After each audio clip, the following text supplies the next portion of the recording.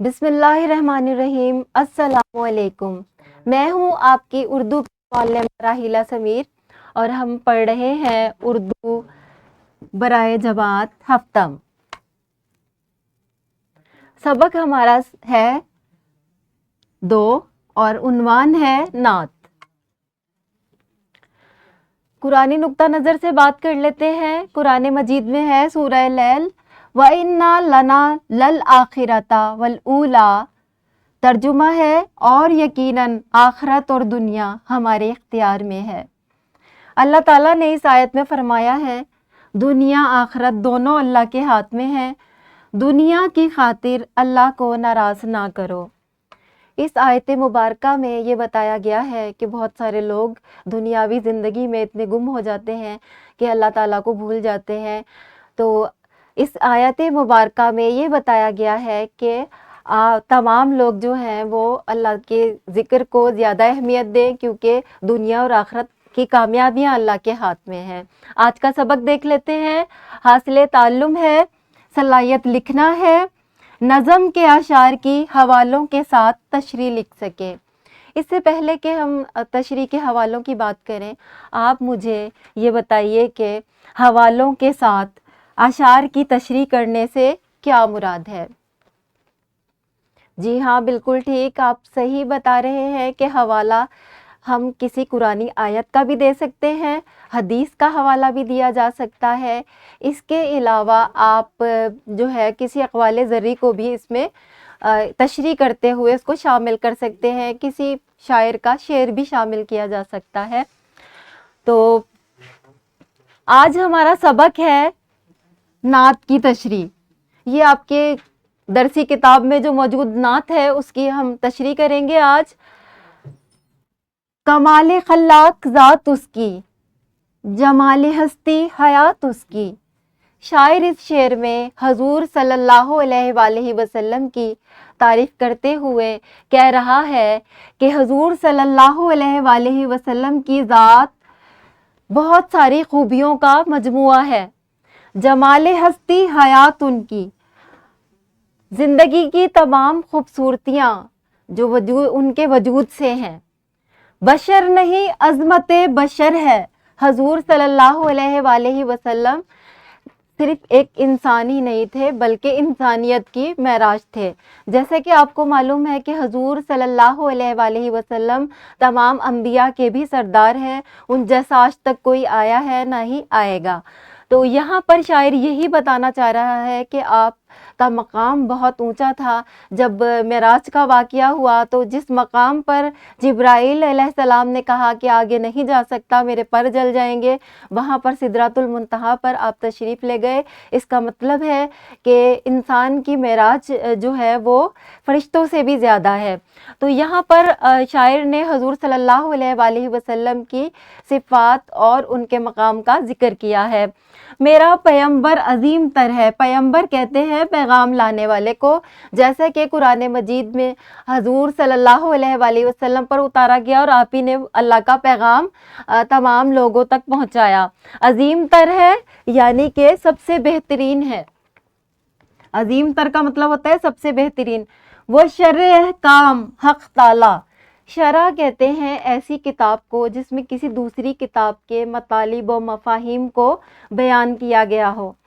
تو یہاں پر جو اللہ تعالیٰ کی کتاب ہے وہ قرآن مجید ہے، اور جس کی شرح حضور صلی اللہ علیہ وآلہ وسلم کی ذات و صفات ہیں۔ انہوں نے اپنی ذات کے ذریعے تمام قرآن مجید کی آیات کے معنی و مفہوم جو ہے وہ عملی طور پر کر کے دکھایا ہے۔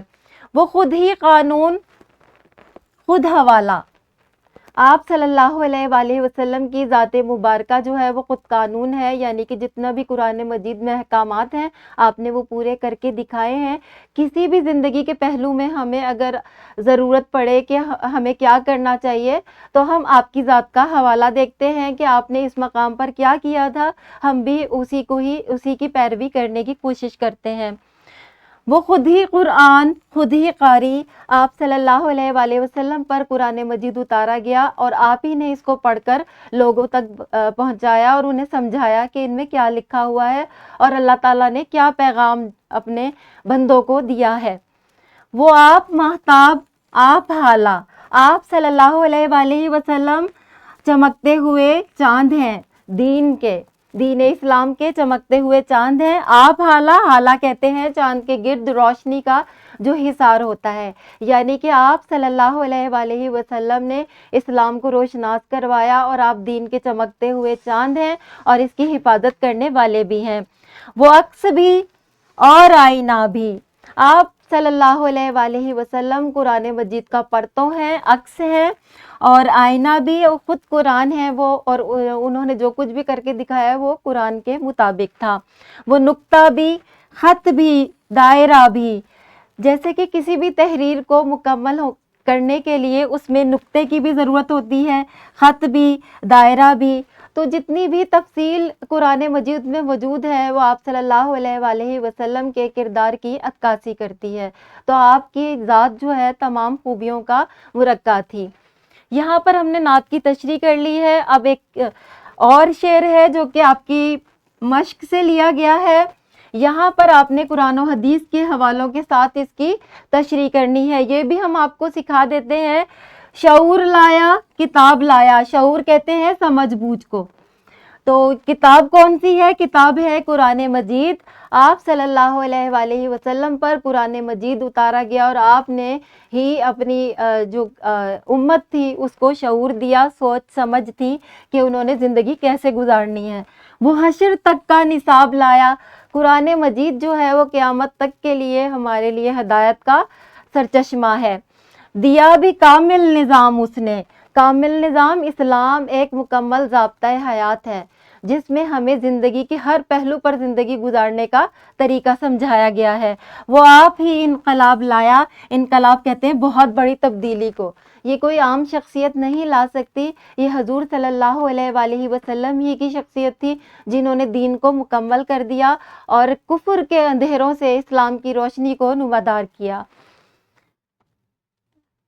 قرآنی حوالے سے ہم اس شعر کو دیکھ لیتے ہیں. ترجمہ ہے، یہ سورہ ابراہیم کی پہلی آیت ہے. یہ ایک پر نور کتاب ہے. اس کو ہم نے تم پر اس لیے نازل کیا ہے تاکہ تم لوگوں کو اندھیرے سے نکال کر روشنی کی طرف لے جاؤ، یعنی ان کے پروردگار کے حکم سے غالب اور قابل تعریف رب العزت کے راستے کی طرف. ایک یہ حوالہ ہم نے قرآن مجید کا دیا ہے. دوسرا سورہ انعام کی آیت ہے، اے رسول اللہ ان لوگوں سے کہہ دو تمہارے پاس تمہارے رب کی طرف سے بصیرت پہنچ چکی ہے. اب جو شخص آنکھیں کھول کر دیکھے وہ اپنی ہی بھلا کرے گا، اور جو شخص اندھا بن جائے وہ اپنا ہی نقصان کرے گا، اور مجھے تمہاری طرف حفاظت کی ذمہ داری نہیں سونپی گئی ہے. ان اشعار سے اس شعر کی مزید وضاحت ہو جاتی ہے کہ آپ صلی اللہ علیہ وآلہ وسلم جو ہیں تمام امت کے لیے ہدایت کا سرچشمہ ہے. انفرادی سرگرمی ہے، نعت کے پہلے شعر کی تشریح قرآنی حوالے سے کریں. اس کے لیے والدین یا اپنے قرآن کے معلم سے، قاری صاحب سے مدد لیں. گروہی سرگرمی، 4 کے گروہوں میں تقسیم ہو جائیں. ایک بچہ نعت کے مشکل الفاظ کے معنی لغت میں سے تلاش کرے. دوسرا بچے ان معنوں کو لکھے. تیسرا بچہ تشریح کرے اور چوتھا بچہ حدیث کا حوالہ تلاش کرنے کے لیے حدیث کی کتاب پڑھے. تشریح لکھنے کے بعد اساتذہ کرام کو پڑتال کے لیے دے تاکہ وہ آپ کی اغلاط درست کر سکیں. گھر کا کام آپ کا یہ ہے کہ جو آپ کو درسی کتاب میں جو نعت موجود ہے کا ایک شعر منتخب کر کے والدین کی مدد سے حوالوں کے ساتھ اس کی تشریح تیار کریں اور جماعت میں سنائیں. اس ویڈیو کے ڈسکرپشن میں یہ ورک شیٹ جو ہے موجود ہے جو آپ کے اساتذہ کرام آپ کو دے دیں گے. آپ نے اس کو تمام اشعار جو اس میں لکھے ہیں اس کی تشریح کرنی ہے حوالوں کے ساتھ. امید ہے آپ کو آج کا سبق ہمارا جو تھا کہ حوالوں کے ساتھ تشریح کریں وہ سمجھ میں آ گیا ہوگا. ملتے ہیں اگلے لیکچر میں. شکریہ.